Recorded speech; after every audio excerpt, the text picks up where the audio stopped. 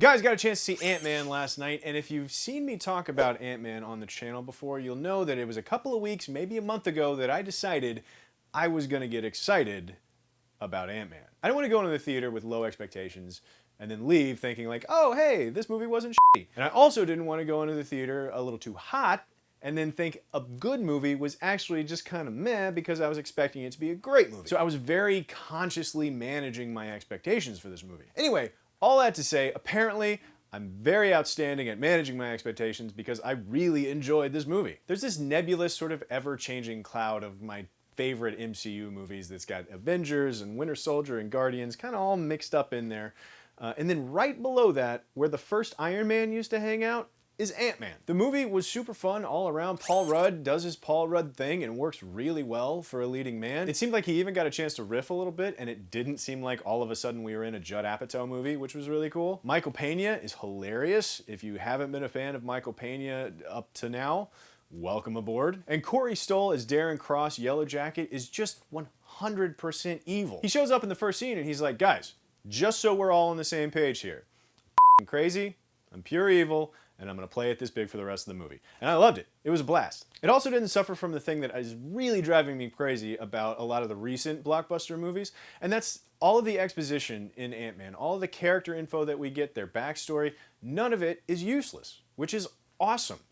All of it works with the story and it's pulling in the same direction. It's like Ant-Man. This thing that you have to do physically to accomplish this mission is also going to help you grow emotionally as a character because it all makes sense together. So I really appreciated that. It's this sort of like rare efficiency of storytelling that you really don't see a whole lot anymore. But the really interesting thing about this movie is the route it took in development. Obviously, this is the movie that Edgar Wright was developing for years and years and years, only to bail on it at the very last minute because of creative differences with Marvel. So there's been a bad taste in people's mouth about this movie ever since all that went down. But it's really interesting to watch this movie with an eye for kind of where Edgar Wright left off and where the stuff that Marvel wanted to cram in picks up. And Wright's fingerprints are definitely still there. There's some sequences in this movie that would have felt right at home with Hot Fuzz or even Scott Pilgrim. I think if Edgar Wright had still been directing it, those sequences would have been just sort of snappier, a little funnier. Visually, they would have been just a little more interesting.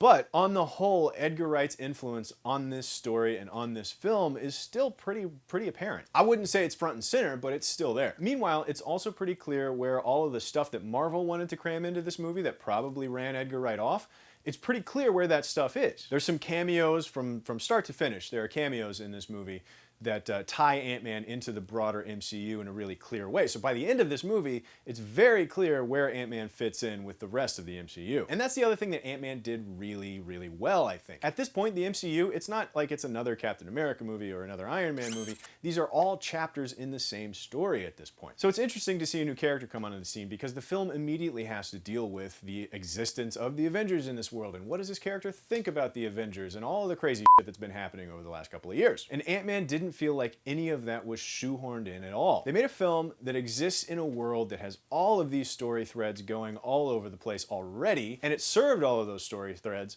while still standing on its own. It's a good formula for them to follow as they keep introducing new characters over the next, 75 years or so.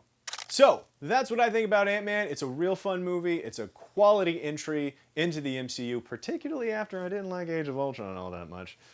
So go check it out this weekend. If you've seen it already, let me know what you thought about it in the comments down below. And as always, please click like and subscribe and stick around for more movie news on CineFix Now.